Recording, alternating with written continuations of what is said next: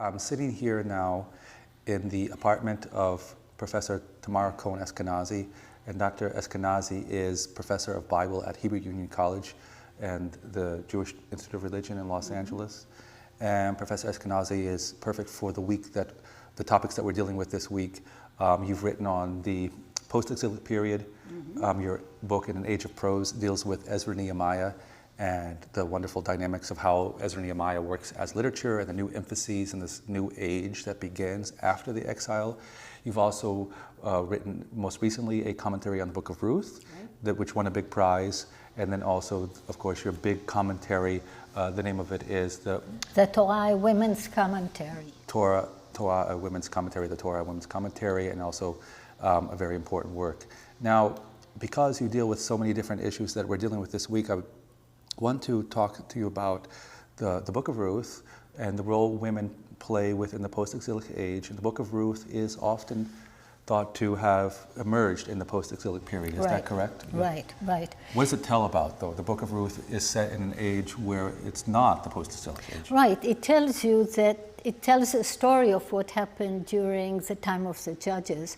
But as you read the book, you come to the end of it and you learn from it that the time of the writing is much, much later. So much later that the writer has to explain the customs to the audience, to say, well, this is how they used to do in the old days. And it's set within the days of the judges, right? The story is supposedly taking place in the time of the judges, but the book itself comes from the post-exilic period. And in comparison to the Book of Judges, it's a much different type of story. Oh yes, very different. Book of Judges is a war book where violence and danger loom everywhere you go, and the judges themselves are really warriors. Whereas once you come to the Book of Ruth, you have a whole new other concept of where the agenda is, where the issue is. And what is that? What is that new concept? The domestic, the family become the center of life. Women who are usually kept in the shadow in other documents, in other texts, are suddenly at the center of the story. And why do you think that's happening in the post-exilic period, that the literature that is even being told about an earlier period is kind of reimagining that period, and it's with a life centered around the family? What would cause that?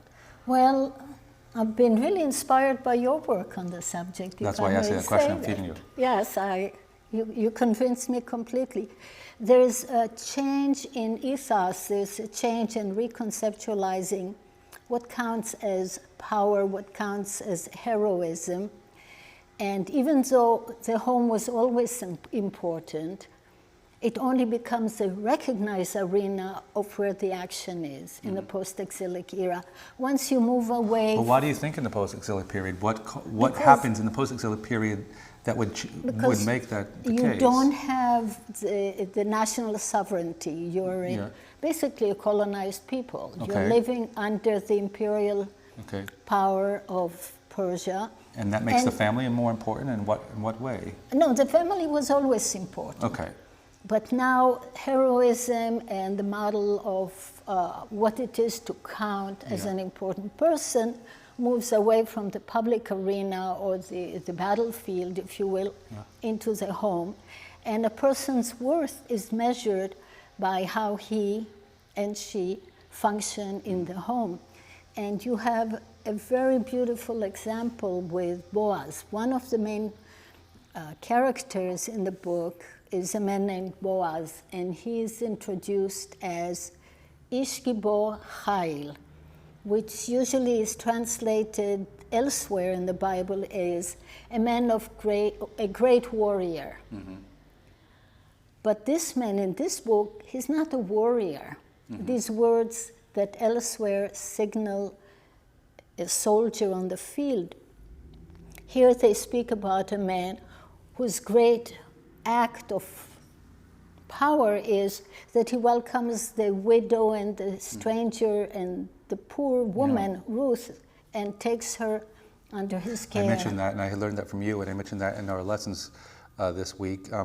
And so the Book of Ruth is situated in the canon as part of what's called the writings. Or the writings. In the Hebrew it's called Ketuvim, the Ketuvim, the writings. writings. And those are 11 books that are all presumably finally shaped in the present And one of those other period. books within that corpus of the canon is Proverbs, or Mishlei. Proverbs has also some similar things you were telling me about before. So they're at what's the last chapter of the book of Proverbs that it's very similar to the Boaz and Esther.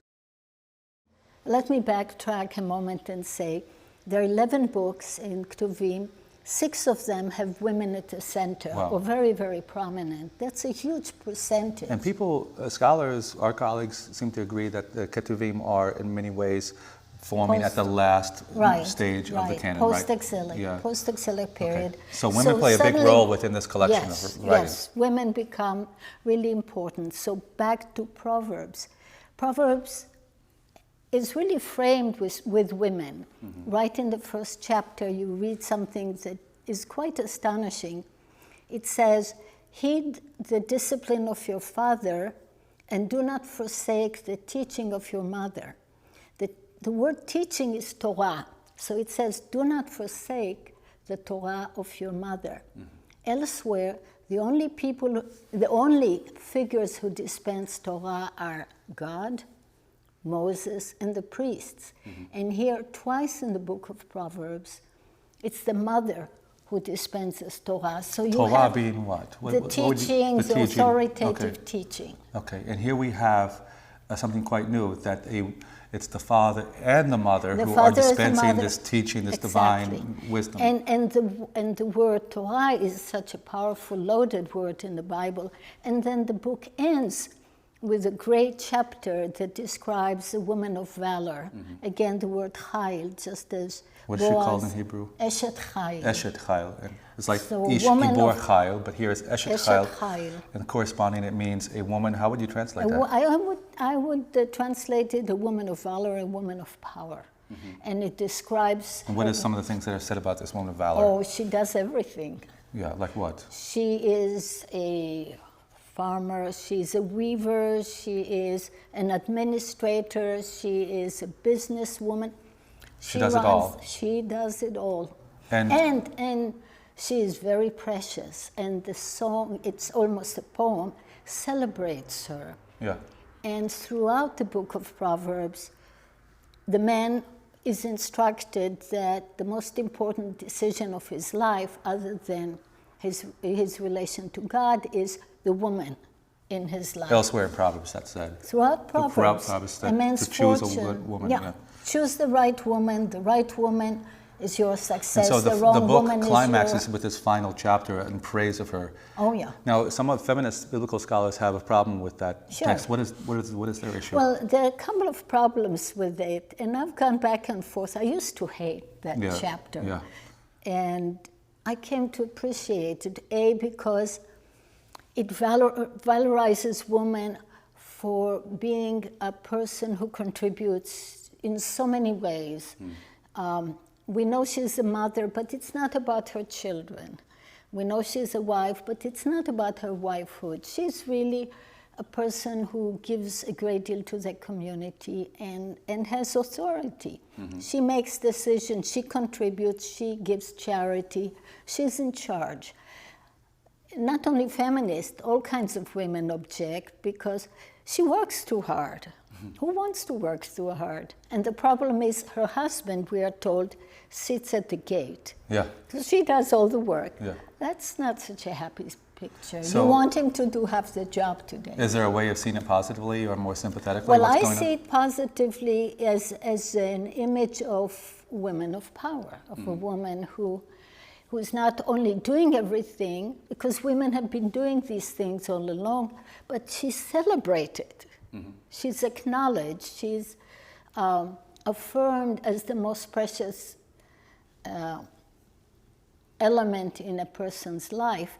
So that's new. So that's so wonderful to see how then the wisdom teachings of this canon section called Ketuvim, or writings, is really very much shaped by the role women play. Oh, yeah. With the climax being this praise of this valorous woman, or this. And you have the book of Esther, another powerful woman. So let's take Ruth. Let's wrap up a little here, and we'll come back and pursue a couple more things related to women within the Ketuvim. Okay?